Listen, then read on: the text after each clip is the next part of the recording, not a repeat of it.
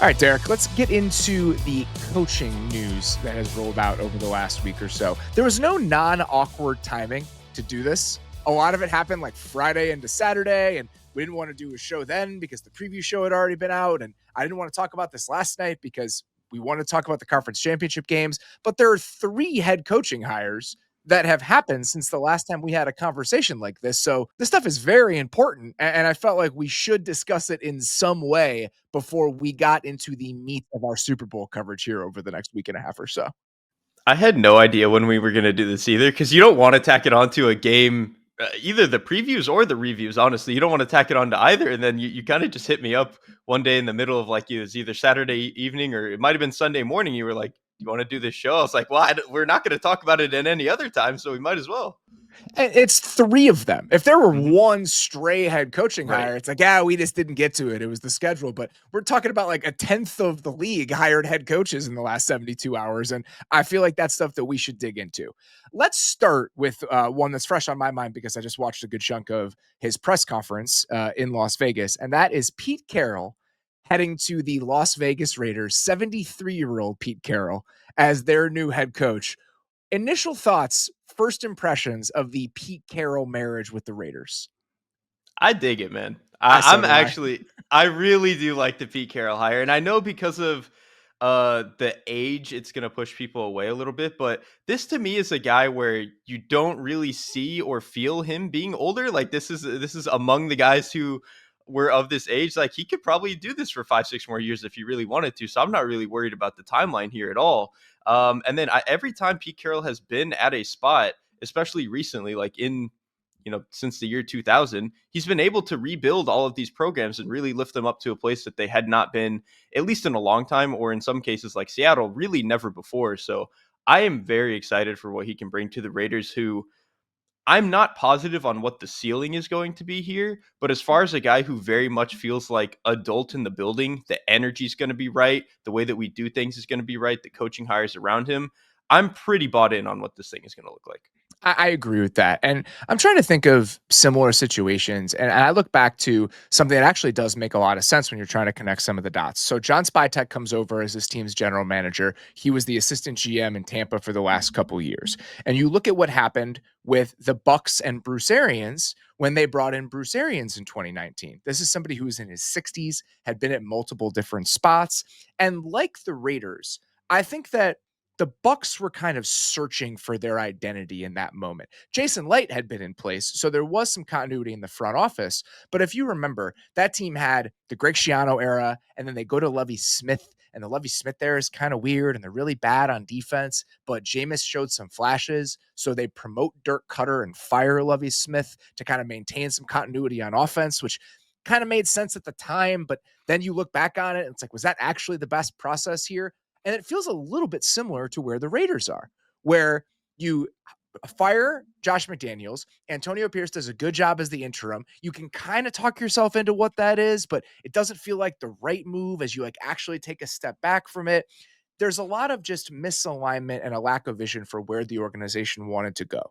And so the Bucks just said, let's bring in Bruce Arians, who has done a darn good job when he was the head coach of the Cardinals, even though that had kind of run its course, and really raised the floor of this thing and try to just get us back on track.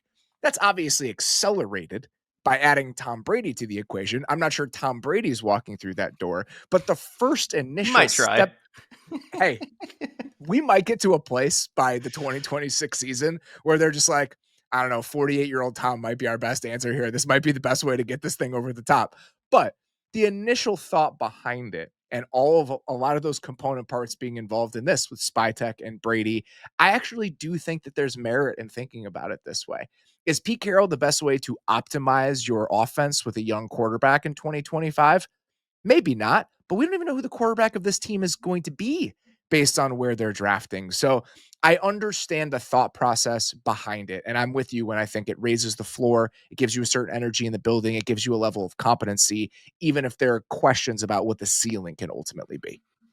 It's a really good point about the quarterback stuff. And I think there are a few points to it. One, like you said, I think if you want to optimize the roster, probably the best way to do that is to what can we get the most out of a young quarterback? Like you said, we have no idea who the quarterback is going to be. We don't know if they're going to draft one, whatever it is.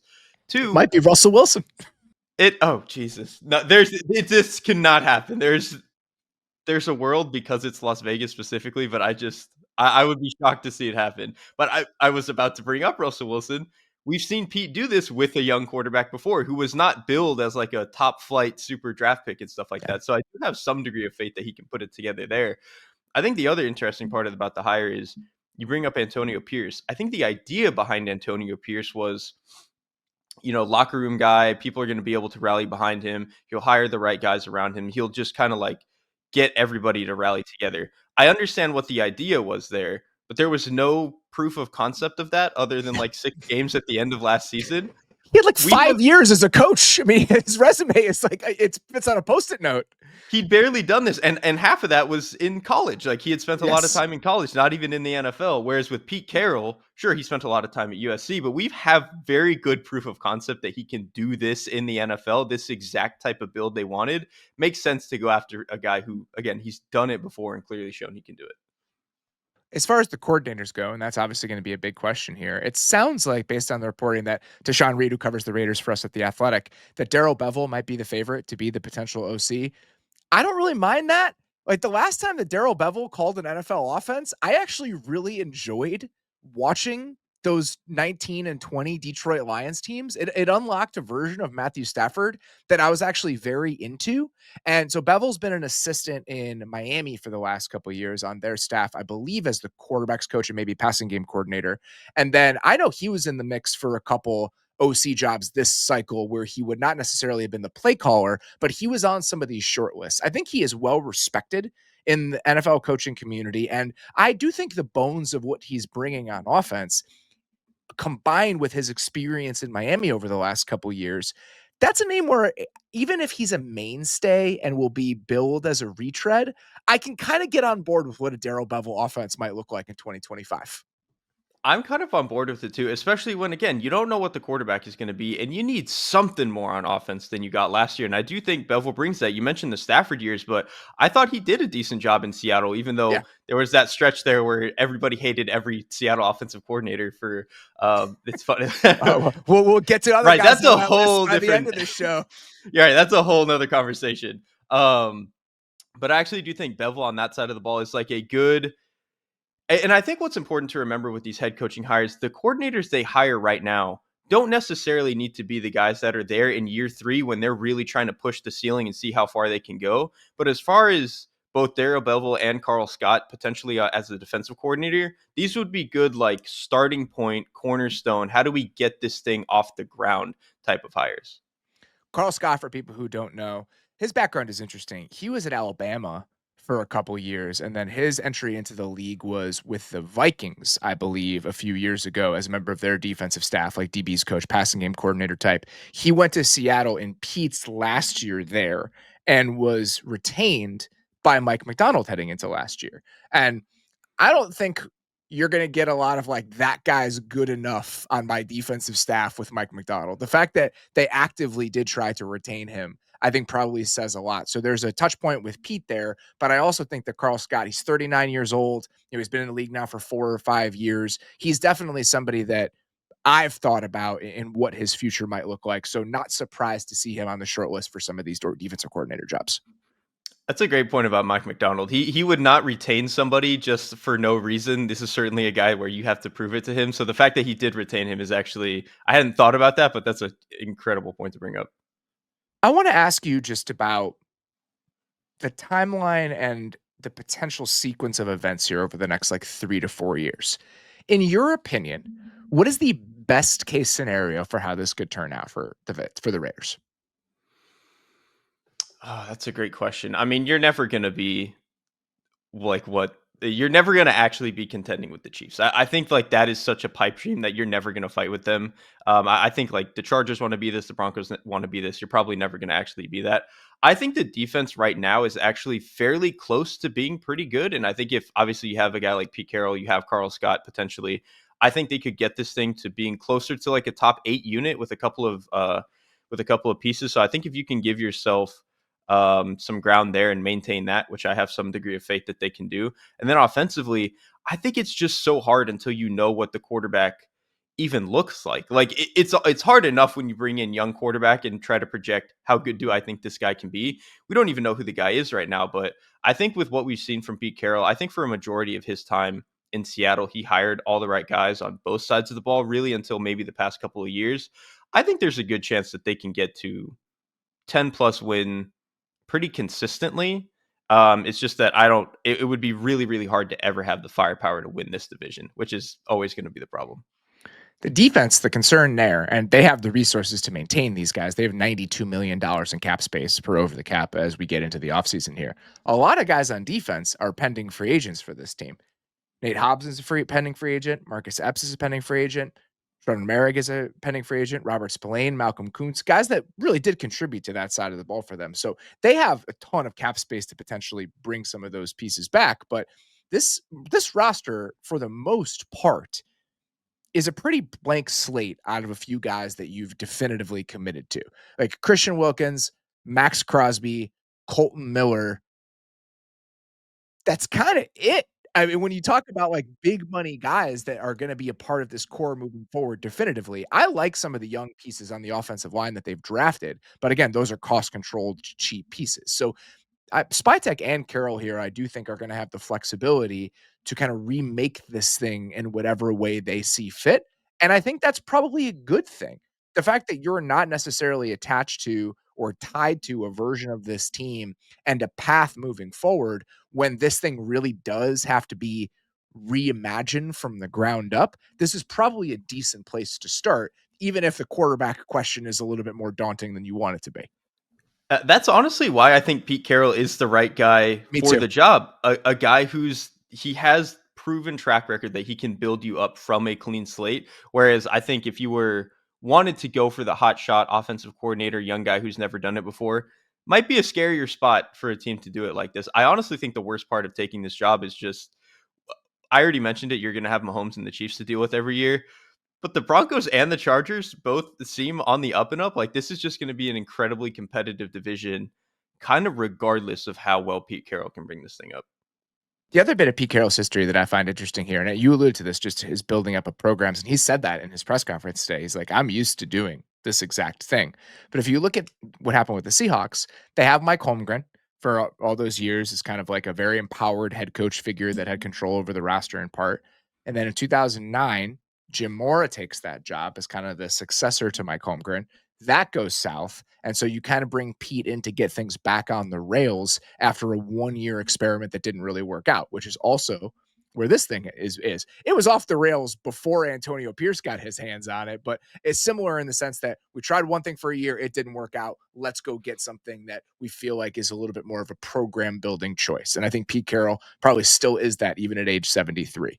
My question about this and just my lingering hesitation about it, if there is one, is what the ceiling is going to be. And I think the ceiling is determined by so many different things, the quarterback being part of it, that it's almost inconsequential. Like, it almost doesn't matter what the ceiling is right now. Just get yourself back to a place where you are a well-run, functioning football organization that is getting, if not the most out of your individual pieces, then trying to execute a vision that actually makes sense, and then you can figure the rest out later. I think that's an acceptable way to view this if you're a Raiders fan.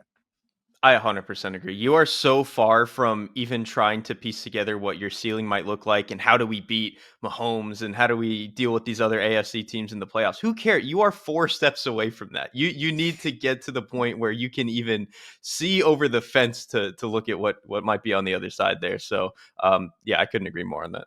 And I think there are going to be some people who be like, well, this is hypocritical.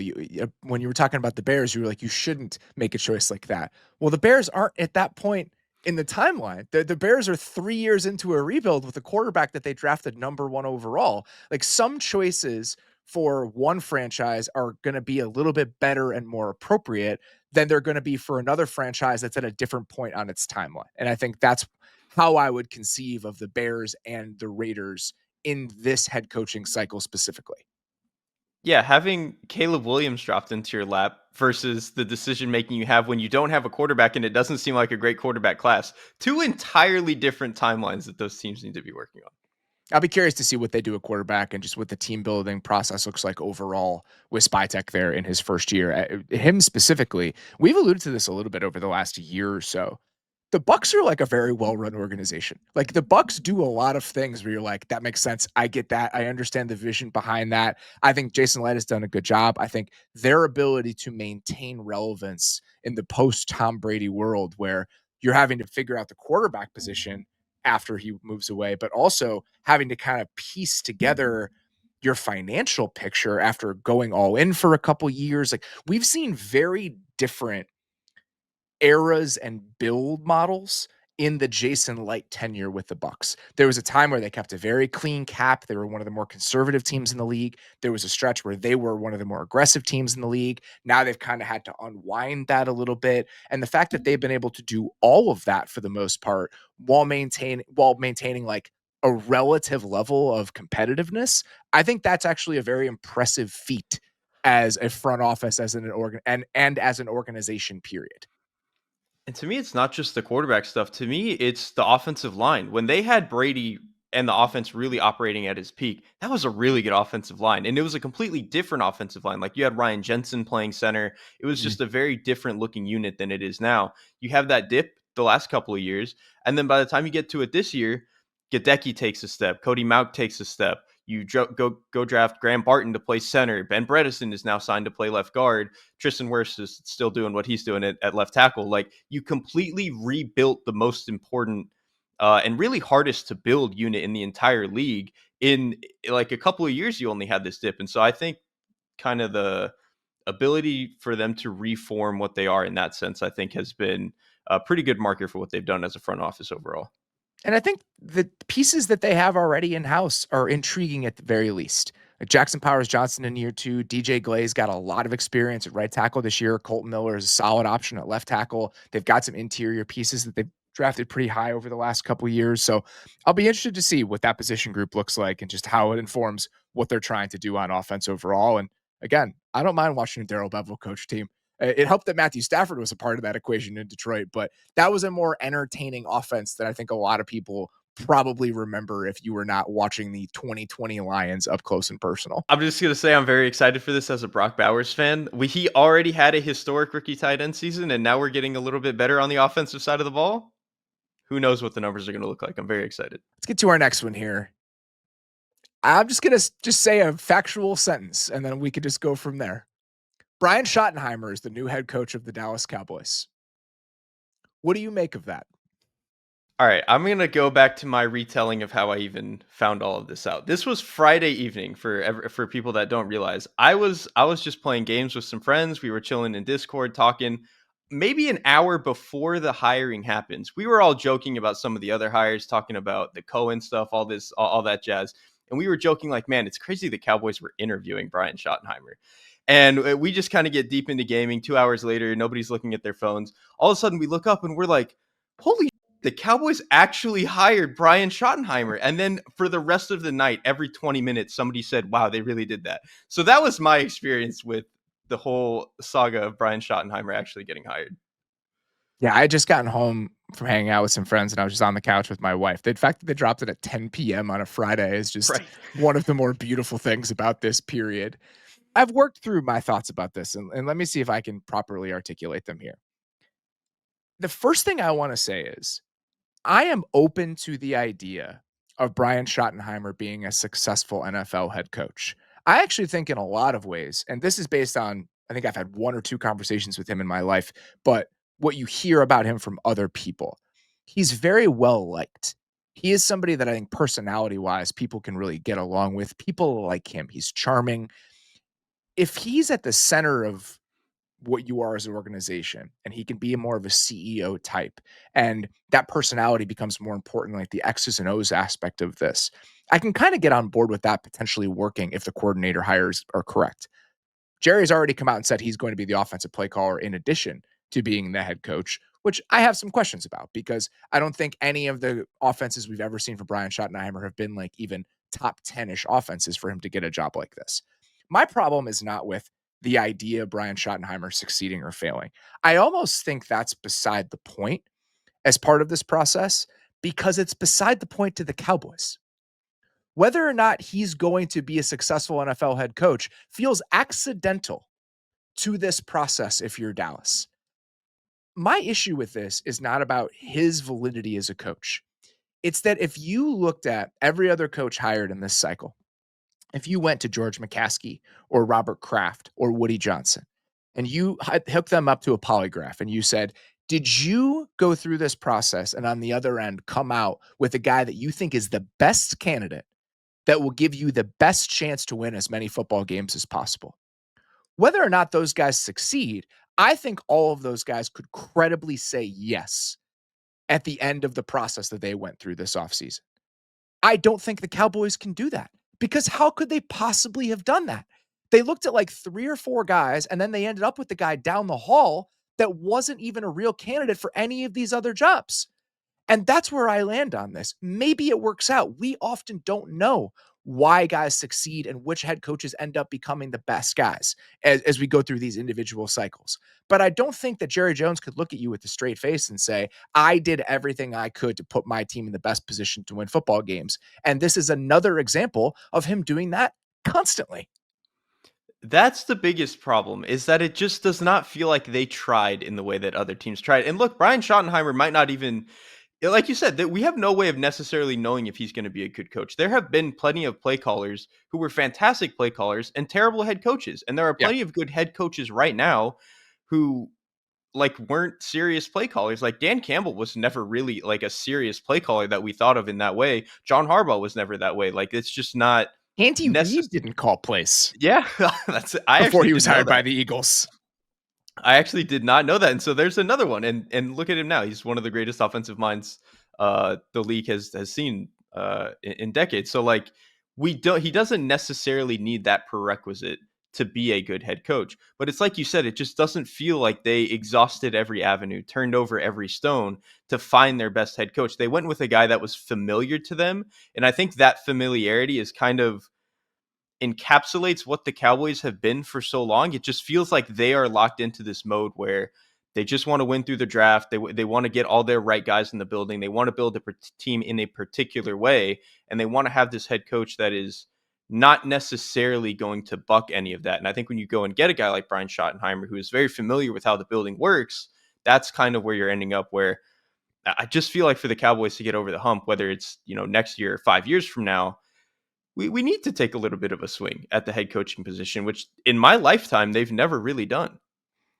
And then Jerry came out today and was talking about how, yeah, this is a huge risk because he's never been a head coach before. So I am taking a risk here. And I'm sitting there, That's I'm not just what like, that means, Jerry. what? I just every aspect of the messaging with this, even the quote that came out with the Adam Schefter tweet about how everyone knows him as an assistant. Well, not anymore. He's just Brian or whatever it was. Just like this gobbledygook nonsense that makes absolutely no sense. And if I were what really frustrates me when I look at this process is I think about Cowboys fans. And if you were a fan of this team, and you look at everything they continue to do and everything they continue to show you with their actions and how they are not prioritizing winning as many football games as possible. Stephen Jones at that press conference today did drought in air quotes when when he was talking about their lack of championship games or Super Bowl appearances in the last 30 years. It's not theoretical, man. It's been 30 years since you were in a conference championship game. Like this is a reality that currently exists. And if I were a fan of this team and I saw how unserious this process was and how unserious every aspect of this organization has become, when you have the owner slash general manager last spring being like, we're going all in, and then you do absolutely nothing to add talent to the team, while your rival in your division, 2 of them, one this offseason showed again they are willing to do everything in their power to try to get over the top and win Super Bowls. That's what happens in Philadelphia every single year. And now you have a team in Washington that was willing to say, all right, it's time. We have new ownership. We're going to do things differently. And in 1 year, they now become a team that has been to the conference championship game more recently than you. If I were a fan of this team and I had to watch both of the situations in Philly and Washington unfolding, and I looked at what was happening in Dallas, apathy is the only answer. It is the only proper response to what that organization is giving you right now. I don't know how you land somewhere else. They are kind of shielded by the logo like the Cowboys It's all that logo and matters. right, because how many times have we said something like this to the effect of, are they really pushing the cap? Are they really making all the moves that they can make to go win football games about the Bengals? Where like that was historically a big issue for them and about how their owner operates, all that stuff. Okay, well, we could all get away with saying that about the Bengals because they've never won anything. And so it was just it And felt they're like a the Bengals. continuation. And yeah, and they're the Bengals. You're in This is the most Cincinnati. valuable sports franchise in the Yes, world. exactly. And so they're just getting away with that based off reputation from 30 years ago and just being the Dallas Cowboys. Whereas if you slapped any other logo onto the way that they operate this thing, I think we would all treat it like a completely unserious organization. If you are Mike Brown and you have actual concerns about the money that you have to spend, you don't have a practice facility. You didn't have a practice bubble until a while ago. It has taken you the injection of energy from Joe Burrow and some recent winning to get to some of those things. Jerry Jones owns a yacht that costs as much as he will pay his players against the NFL salary cap this year. I just don't want to hear it. Like, there's absolutely no excuse. Every single person that talked about this pursuit and this cycle for the Cowboys that understands the thinking and the inner workings of the organization was very quick to say, well, Jerry won't overpay for a coach. Jerry won't overpay for a coach. I want somebody to ask him why. Like, why? What is the difference between paying a coach $5 million a year and paying a coach $15 million a year if you have a $250 million yacht? Also, that's the one spot that doesn't count against your cap. You can do whatever. You can pay them however much you want. Go get the best guy. And I don't think that's necessarily the best path forward. Like, you don't have the most expensive coach isn't necessarily the best coach, but the idea of going into this and one of your priorities being, we don't really want to spend a lot on a guy is insane to me. It's just there's no way you could outwardly say that or through back channels say that, and then out of the other side of your mouth say that winning is the biggest priority that we have here. The two things are completely incongruous, and you can't explain it away. Like, there's no way you can try to square them in my mind. No, and they've been trying to sell us on this for years and years, and because they did actually have some success there, they kind of got away with it. But it still just doesn't feel like they're ever chasing it the way that they like to tell you they're chasing it. A couple more personnel moves for this team so far over the last week or so. It sounds like Matt Eberflus will be the defensive coordinator for the Dallas Cowboys. Matt Eberflus, again, known quantity, was in Dallas before he got the Colts defensive coordinator job. A fine Oh, defensive was coordinator. he really? I did not Oh, yeah. remember that. Oh, yeah. He was the linebackers coach in Dallas before he got the Colts DC job. I'm so sick of this. Like, I already thought that this was like the vanilla, we don't want to screw this up hire, but the fact that he's already been in the building before, which I did not remember, is it just that's the cherry on top. And Matt Eberflus is a solid defensive coordinator. I think that the scheme is probably a little bit static given where the league is right now. And if you just look at the coverage menu and some of the things that they were doing, just the fronts they're going to play, it's just not that dynamic of a defense, but it's sound and solid. And I think that that's what you're getting here. Whether that's exciting or not, whether that's enough for you to get excited as a Cowboys fan, considering everything else that's happened over the last week, is a different conversation. And then the other name that I saw is that Kevin Koger has been requested as an offensive coordinator candidate. He is the tight ends coach in Atlanta right now. So that's really all the current information that we have about where the Cowboys are. And I'm not really sure there's anything else that we need to add. Kevin Koger got Charlie Werner to be pretty productive this year as a blocker, so that's all I got for that one. The last head coaching news to hit here is Liam Coen going to the Jaguars. The fact that Brian Schottenheimer getting hired by the Dallas Cowboys without garnering any sort of interest from any other team and them announcing it at 10 p.m. on a Friday was the second biggest bit of NFL coaching news that happened over the last week. Tells you all you need to know about the Liam Coen to Jacksonville saga. So I don't know if we need to rehash the whole timeline. I'm sure most people by now understand what happened. But based on the reporting that we know to this point, Coen had agreed in principle to an extension with the Bucs on Monday of last week that would make him the highest paid coordinator in NFL history. Understandable. You have head coaching interest from the Jags. The Bucs were very desperate to keep him. They just lost an offensive coordinator last year. I can understand them prioritizing that. And by all counts, Jason Light went to ownership. They approved it, and he was about to make a huge chunk of change. Then, before he can sign that contract, The Bucks fire Trent Baalke on Wednesday. Clearly, they reached back out to Coen about a second interview for the job. My understanding is that the Coen, Ben, based on things I've read, not reporting I've done, is that the Baalke part was part of the reservation, him not taking the gig, but wasn't the entire reason that he didn't take it. But in the Bucks contract, it was contingent on him not taking a second interview with the Jaguars. So now you have a 24-hour period where the Bucks are trying to get in touch with him for signing the deal, which he pushed back multiple days. And they eventually realize, because he's in the Jags facility on Thursday, that one of the reasons he was not answering their calls is because he was in Jacksonville again, interviewing for a second time to get that head coaching job. And then at the end of this entire process, he is now the head coach of the Jacksonville Jaguars. This is the most like Florida messy relationship type thing that I could possibly think of. And the fact that it involves Trent Baalke and the Jacksonville Jaguars is absolutely perfect. And so I think regardless of like whatever you think of Coen, whatever you think about how he left, I think this is the funniest way that all of this could have happened for every single party involved. I understand why the Bucks feel like they got burned as part of this process. When you're going to go out of your way to give a guy a historic amount of money to do his job, and then he spurns you in the end, that's not fun. I can understand why they're pissed off. I also want to give Liam Coen a little bit of grace in this, because this is a really difficult situation to be in. Okay. You pull out of the Jags job for whatever reason. You come back with the leverage that you now have after the job that you did and getting interest for that head coaching job, and you task your agent with getting you a raise. He does. Great job. But then the situation materially changes. With them moving on from Baalke, that's one part of it. But then the reports that they offered him the chance to pick the general manager, essentially, while I assume, I don't know what the exact number is, I assume at least doubling what he was going to make as the Bucks offensive coordinator. What are you going to do in that situation? Because you want to do right by the Bucks for giving you that job, but you also have a real obligation to yourself and your family to potentially take this opportunity that, again, is materially different 24 hours later than it was when you agreed to that contract with the Bucks.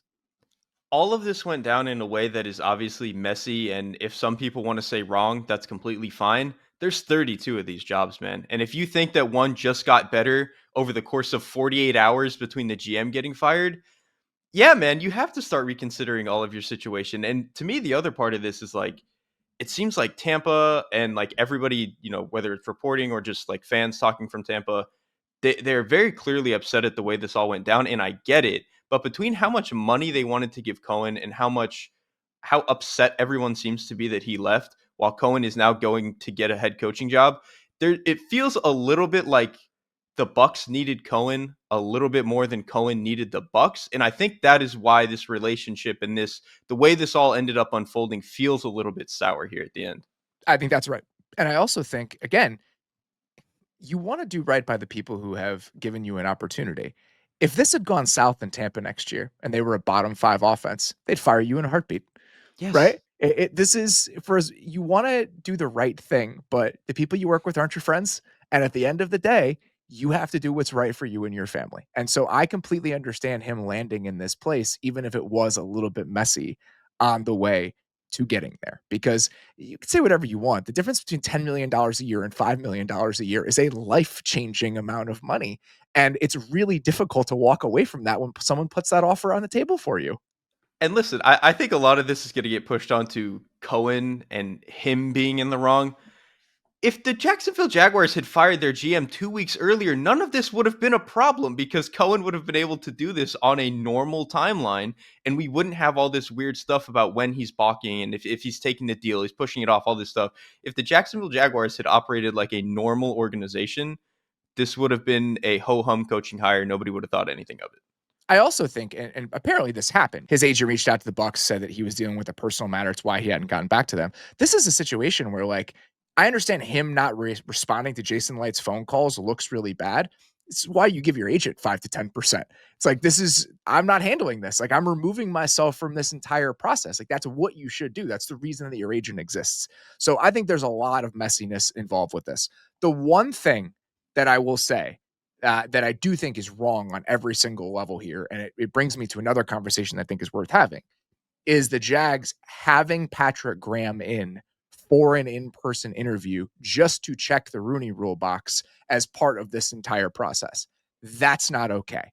And that brings me to a place that I think a lot of people have reached now. And this coaching cycle in particular, I think, has pointed people there.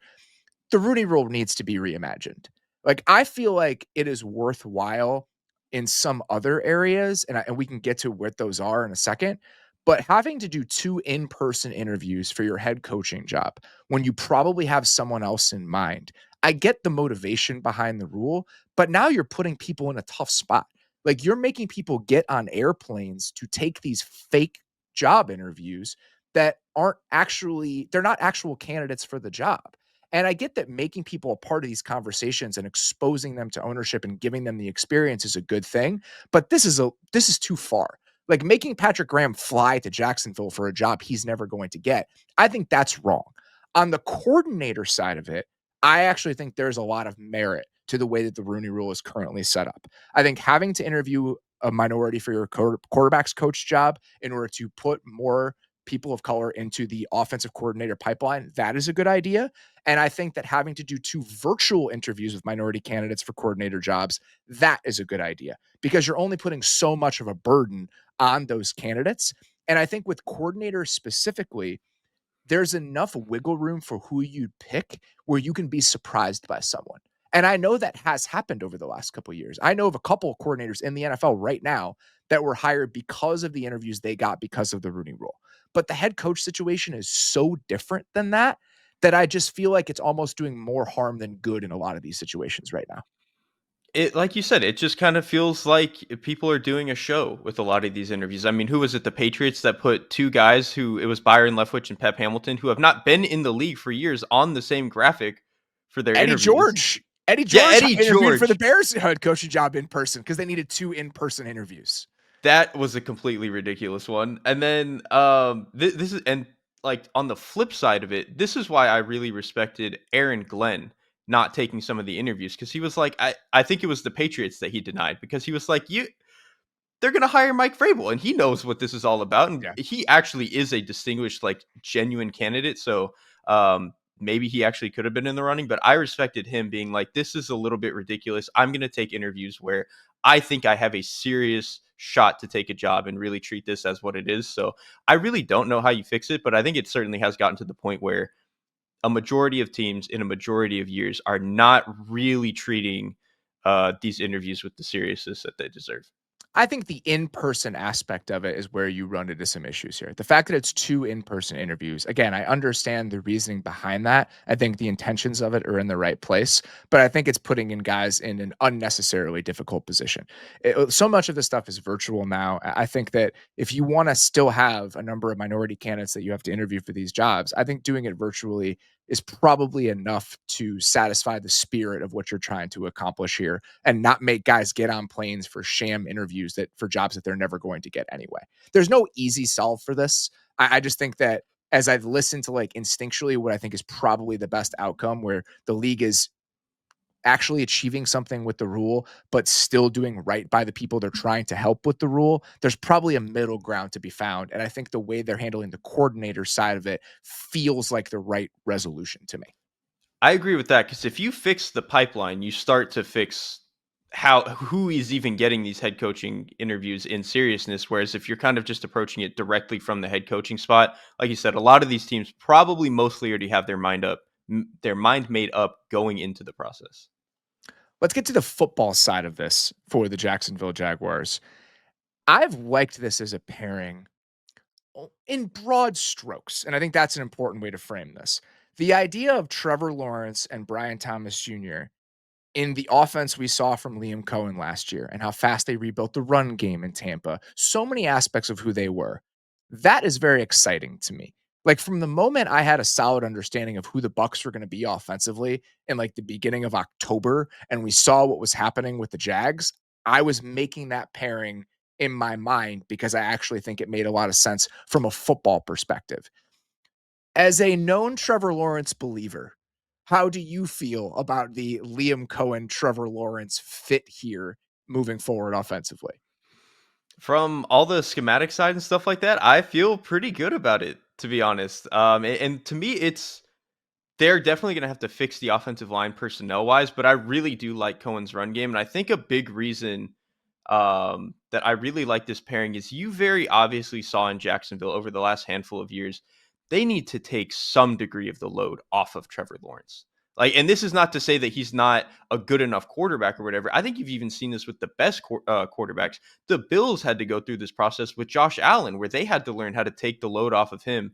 And I think we've even seen with some of these other guys, just being able to take the load off of a quarterback does so much. I mean, look at what Baker Mayfield was allowed to do in Tampa because he was not the driving force for that offense.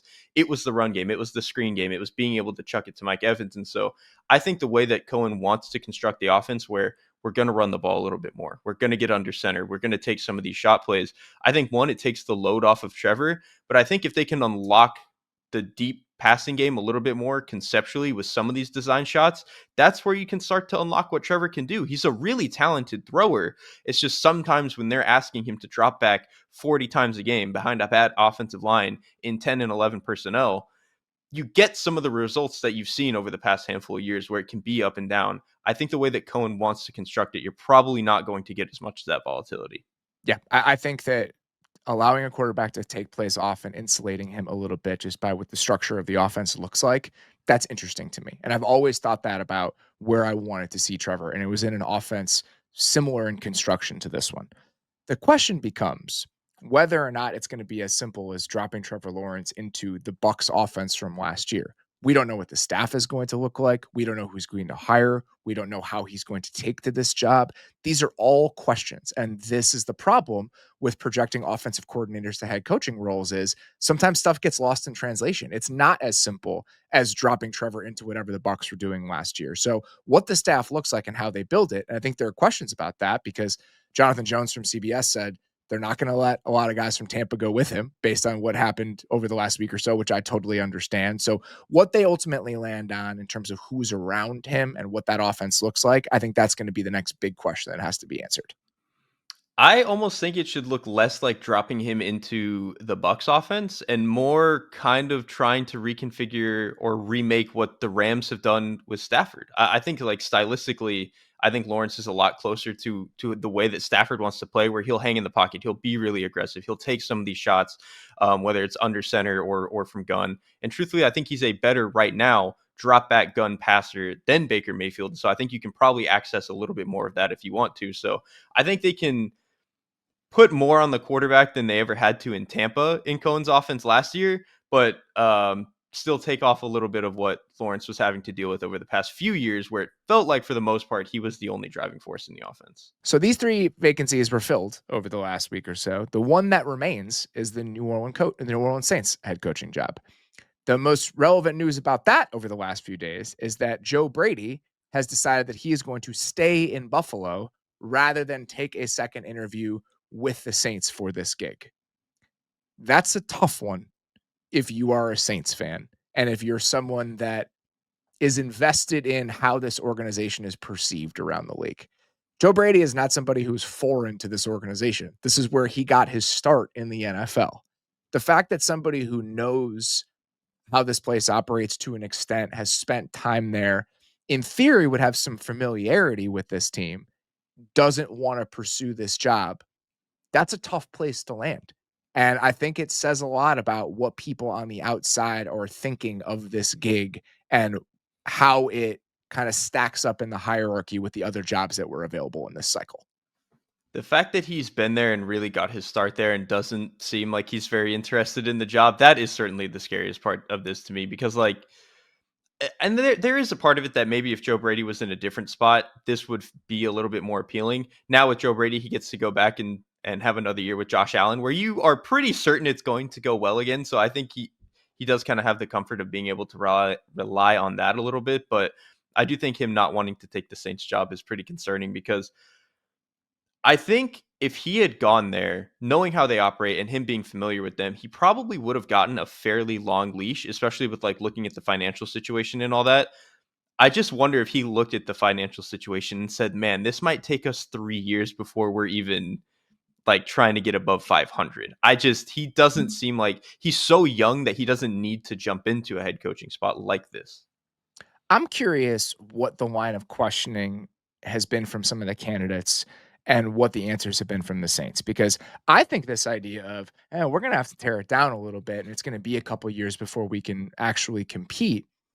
That's an acceptable answer to me because I think in a lot of ways it's their best road out of whatever rut they've fallen into here. If the response from Mickey Loomis and from the front office as part of some of these conversations is, well, we actually think we're pretty close. And we actually think with the right couple tweaks, we can be competitive right now. That's what would scare me off if I was one of these candidates. If you go in and there's an honest conversation about what needs to happen in year one into year two to set us up for success, you can live with some terrible results. Like there are two very recent examples of that in what Ryan Poles did in year one with the Bears and what Terry Fontenot did in year one with Atlanta. We can quibble about what the results have been since those teardowns happened. But I think both of those GMs went into these jobs and their new head coaches went into these jobs understanding we're going to have to take our medicine for a year and then we can start to build this thing back up. And to their credit, I think the ownership in both of those places have given grace to those front offices and those coaching staffs to an extent. Those guys were fired after years where they were trying to turn things up again and it didn't exactly work. But if this is a situation where you're going to be expected to win quickly with the current state of the roster, my response to that, if I was a head coach, would be how? Like, describe to me how I'm supposed to win 10 or 11 games, even with a couple tweaks on the guys that you have in the building right now. They're not close. The reason they were even close the past 5 years really is because the defense was awesome, but the defense didn't look good at all last year, and a lot of the pieces that you had been relying on for that time are old or gone. It's Cam Jordan, it's Marshawn Lattimore, like Demario Davis was still playing at a good level, but Marshawn he is Lattimer's not even there getting anymore. yeah, that's what I'm saying. Like he's gone. Yeah. Like Demario Davis, he played well, but he's getting older. Like you're just, I don't understand how you are supposed to be close. And because they've tried to push this for so long, there is part of me that does believe that maybe they still do think they're close somehow. I have to believe that an organization that has won the Super Bowl and gotten close and knows that they've been pushing this down for so long and pushing this out for so long, they have to know, right? They have to know that it's time to take their medicine. You would hope so, but I just don't know. I don't know how they view themselves, and I think that ultimately is the biggest question with this. And a lot of people are going to talk about the cap, the cap, the cap, and how they've treated the cap and how they've pushed things out financially. That's a big part of this, but you can get away with some of that if you're offsetting that aggressiveness with prudent decisions in the draft and good drafting. If you look at the Saints drafts after 2017, which is arguably the greatest draft we've seen in the modern era, it's a disaster. And it's a disaster for two reasons. You've missed out on a lot of your high end draft picks, and you've also given away an unconscionable amount of them. If you look at some of these drafts, they're like 4 or 5 person draft classes. That's not how you succeed. Like that's just not a viable path to constructive and productive team building when you're also charging the credit card on the free agent side of it. If you're going to do that and you can supplement that with a lot of dice rolls at free labor, then there is a way on the other side those things can live in harmony and you can end up in a good spot. They can't when you're doing it the way that the Saints have. So if, and that's another question I'd ask if I was one of these guys interviewing for a head coaching job.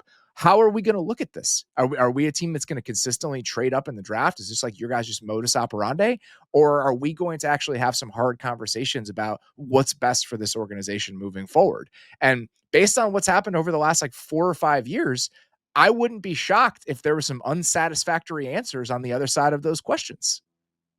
That's a really good point. Again, just because they've done it for so long, maybe they really do believe that they are three pieces away from fixing this thing again. We're one 2017 draft away from all of this getting fixed. It's so are the Raiders. Like any team could get a draft that good, and they would be. But I mean, maybe they are like so bought into their own delusion that like they really believe they can just hit on a class like that again. Maybe that's why they keep trading up and being like, "Oh, we'll hit on these guys." And it's funny because you would think they would actually come off of that in the sense that they traded up to go get Chris Olave, and that pick, in terms of like the quality of the player, worked out fantastically. He's a great player, but you still gave up all these other assets for one guy, and he hasn't quite been enough. Like, he's not Jamar Chase. So it's just, I don't know, man. I would be very worried about some of the conversations they're having about how serious they think this thing is, but I have to imagine that again, after doing this for 6 years, they realize at some point we've got to give up the game. What's nice though is that looking at the 2025 draft, they have most of their picks. Like that Okay, seems good great. start. They have a first round pick, they have a second round pick, they have their third round pick. So this is potentially a good opportunity to get things going back on the right foot. They have an extra fourth round pick because of the Marshawn Lattimore trade.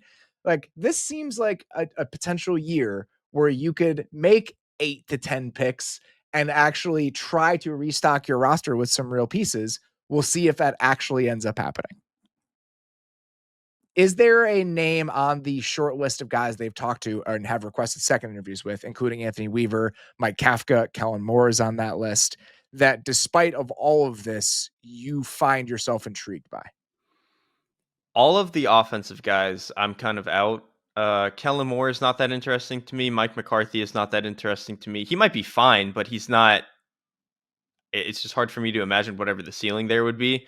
And Mike McCarthy and Derek Carr is the most like boring quarterback coach combo that I can possibly think of. Mike Kafka, I feel like he got a lot of shine like 3 years ago, and it I'm not sure the offenses that he's been a part of since then have been all that good, which isn't necessarily his fault, but it's just hard for me to pinpoint why he would be a high candidate. Anthony Weaver is the one that I do find interesting. I think his unit did a really, really good job this year, but I almost wonder if they don't want to go the defensive route again Yeah. after firing Dennis Allen, which would be a genuine concern, especially when the entire Sean Payton era, you were built up from having a fantastic offense. So I don't know. Weaver probably is the best candidate to me, but I'm not sure I would take this job if I were him, and I'm not sure they want to really be going for a defensive candidate right now. I would not be surprised if we landed on Mike McCarthy because it's a hire that you can potentially sell because he's won a lot of games and he might not have a lot of other opportunities here over the next couple cycles. He's somebody that's also familiar with the organization. He's been there. So we'll see how this lands. But the fact that the Saints are here after everyone else has filled their jobs and it looks as unappealing potentially from the outside as these candidates are making it out to be, not a fun place to land if you're a Saints fan. And the last thing I'll say, all these other younger guys, they might really want to be involved in what the vision is, and they might really have a push and pull of, are we close? Do we need to take our medicine? All that stuff. You might get Mike McCarthy in the building, and it's just whatever happens around him, and he just has to go put the best team out there. And so for that reason, that actually might be the hire they go with. You mean like was happening the last place he was What at? was already happening? Yes. Let's hit some coordinator news before we get out of here. The big one that came down over the weekend, Bobby Slowik out as the Texans offensive coordinator. They've also moved on from offensive line coach Chris Strasser. I don't think anyone who's listened to this show over the last 3 or 4 months would be surprised to hear our thoughts on this and the fact that it always felt like this was a possibility given the state of the Texans offense for pretty much this entire season. Am I wrong to think that you were not surprised by this? No, I have honestly nothing more to say that I haven't already said probably twice a month throughout the entire course of the season. It was not one of the most well put together units, and this was a team that we thought was supposed to take a leap on that side of the ball, and if anything, despite adding talent, ended up getting worse in kind of every facet. So it's pretty hard to be surprised by this. We got to a point by the end of the season, and it was happening all year. Teams were just running circles around them when it came to the protection plan specifically. Like that's at the core of this. It's like the construction of the run game and the protection plan. And the fact that the run game was a problem for the last 2 years. The protection plan was a problem all season. And they gave up the most unblocked pressures that they surrendered in a single game in the last game of the year. Like there were no steps towards solving this. And you've invested so much in the offensive line. Whether or not those investments are correct or they were the right bets, that we can argue about that. I think there's probably something to be said about the guys they picked and them not really getting where they wanted to go. Like the fact that you drafted Juice Scruggs in the second round and Jarrett Patterson displaced him as your starting center is probably not a good thing from a talent acquisition perspective. But I don't think anybody who watched the Texans this entire year could look at what the plan was and think this is the right way to go about this. Like you were consistently maximizing the talent that you have on the roster. At no point did I think that this entire year. Right, and I think the best comparison point to that, at least for me, is looking at what the Bears were. The Bears' offensive line and their protection plans in the early part of the year were terrible, and they end up firing their offensive coordinator. Then they promote what Thomas was Brown. Thomas Brown before? Yeah, but what He was was he the passing before? He game was coordinator. Okay, so he was the passing game coordinator. He becomes the OC. Then they end up firing the head coach, and Thomas Brown then gets promoted again to be the interim head coach. Despite all of that, Chicago's pass protection plans and what they were doing on offense actually got more put together over the course of the year. Whereas even despite no shuffling on Houston's side, they still weren't able to show any of that. And they had a lot of their guys playing for most of the year. So it was just a very frustrating situation that for a staff that had been together that long for multiple years to not have any sort of answer by the end of the second year. We'll talk about some of the names probably, or just react to that hiring when it happens. Chip Kelly has been thrown around as a name for that job and a couple others. So, we'll pay attention to what those coordinator hires are as they roll in. Let's keep running through this here. Dennis Allen and Declan Doyle are the coordinators on defense and offense for the Chicago Bears. Dennis Allen, we kind of already knew. I don't think you can really do a better job in this cycle of hiring a defensive coordinator than hiring Dennis Allen. Like, the job that he did with the Saints as their defensive coordinator specifically is kind of unimpeachable. Like, they were so good on that side of the ball. So not surprising there. And I think that gets 2 thumbs up. Like, you can't really argue against it. The Declan Doyle thing is fascinating.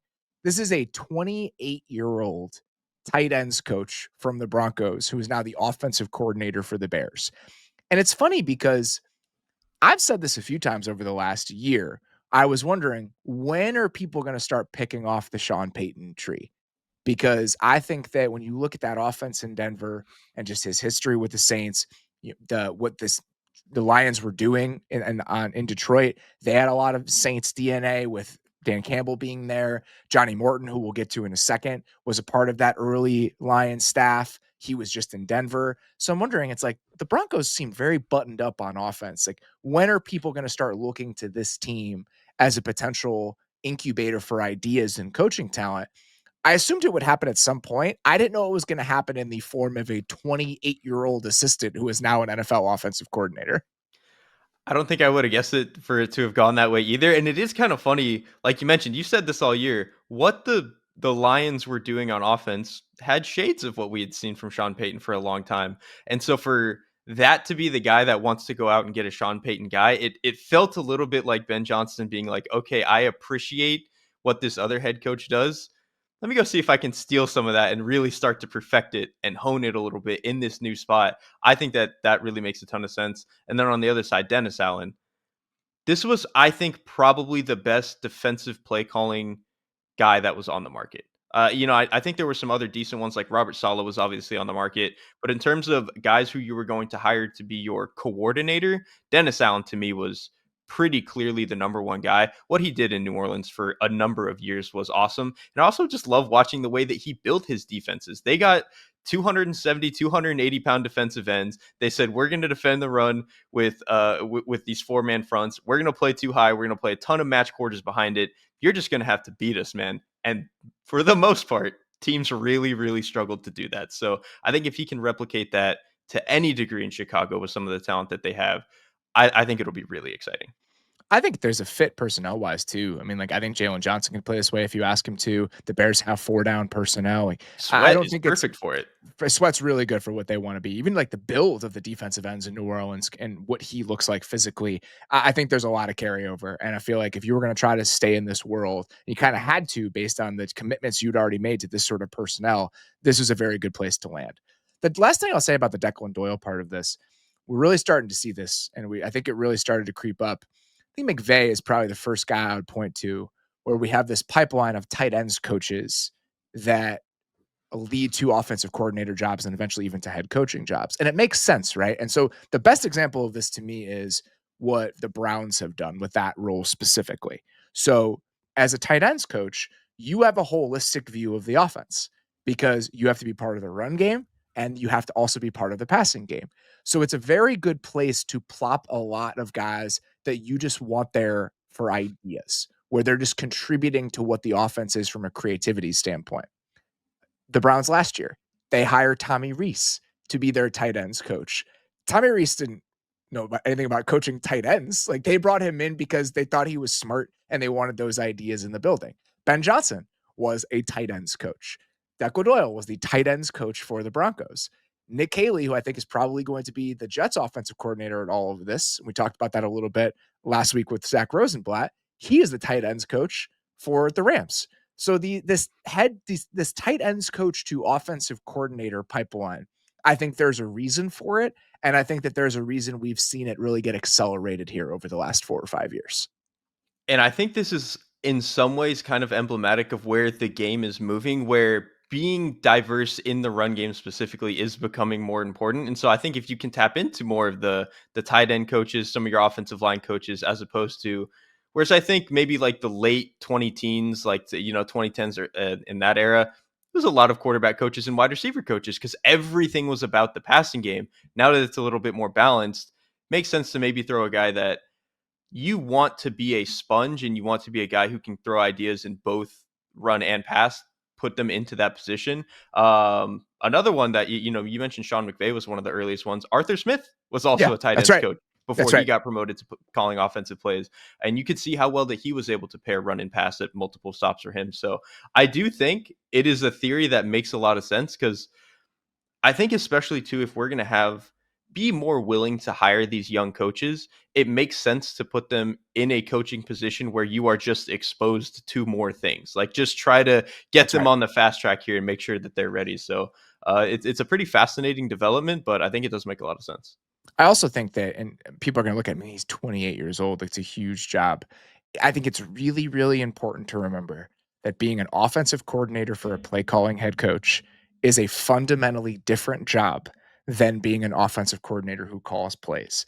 The ideas and the organization are king when you are this sort of offensive coordinator for a head coach like Ben Johnson. So if you think this guy is the best path to ideas and organization, then it's okay that he's a little bit inexperienced. So I'm at least intrigued the fact that they tapped this guy who is 10 years younger than me and thought he was the best person for this job. We'll see how it goes. Sticking with OC interviews and hires, Klint Kubiak is the new offensive coordinator of the Seattle Seahawks. As a Geno appreciator, what are your feelings on this? I appreciate that we're going to try to run an NFL offense this time around instead of a college offense. I will say that I appreciate that aspect of it. I'm just not sure I was like super sold on a lot of what Kubiak was doing last year. Not that he was bad. It's just I didn't necessarily see him as a guy who is moving things forward. He's a needle mover. He's going to be one of those guys. But I do think if they can at least tap into the run game a little bit more. And the Saints kind of did at times this year, but this was obviously a huge issue with the Seahawks where they just haven't been able to tie the run game to the pass game whatsoever, both formationally or just in terms of getting into good down and distances. So if he can make them 15% better in that alone, that might be enough to justify the hiring. I honestly think that's where this begins and ends. Is you had an issue in Seattle of being able to tie the run and the pass together from the beginning. It was probably a lingering doubt even coming into the season based on who Ryan Grubb was at Washington. Well, now you have taken the fastest track possible to get on the entirely other side of that. Like, there is no way of thinking about football that has tied the run and the pass together in a more cohesive way than the way the Kubiaks have thought about offensive football for the last 30 years. So we joked a little bit that the Hank Fraley hire would have been a hilarious overcorrection for the Seahawks, them going out and getting an offensive line coach to be their offensive coordinator. This is the same thing. It's the exact same type of mindset in how you land here, in that this is the biggest problem that we had. I am going to oversolve that problem, maybe at the expense of some other things like the drop back passing game, etc. So I honestly think I'm okay with overcorrecting a little bit in order to make sure you're not going to run into the same issues that you ran into last year. And by doing this, I think you almost guarantee that you will not.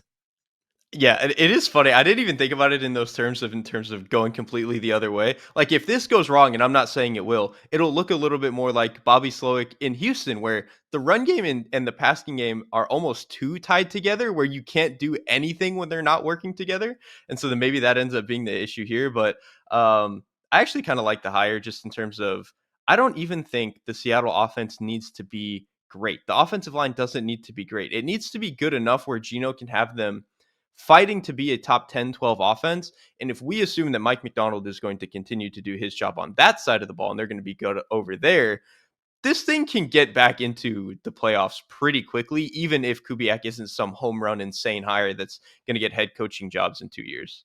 I agree with that. And I also think that I don't know if he's necessarily going to be the hottest head coaching candidate when it comes to that, just personality wise. So I think there's some safety in that part of it as well. And I think that this offense in general does a very good job when run correctly of hiding offensive line talent. I mean, the Saints over the first few weeks of the season, when they still had like a couple healthy players on offense, their offensive line has a lot of issues. You wouldn't have known it.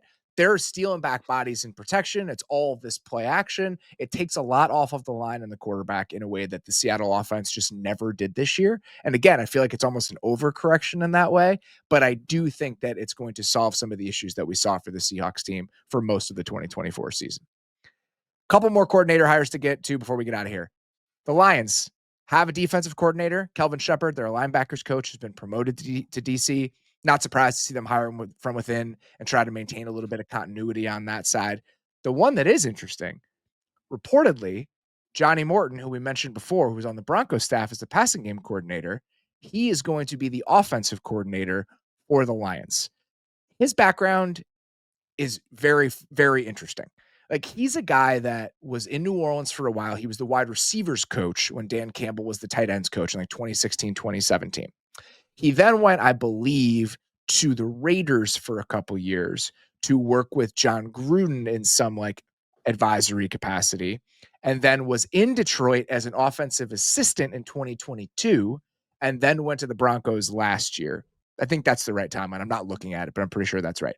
When you talk to people about this guy, he's the way people talk about him, it's like he has a football encyclopedia in his brain.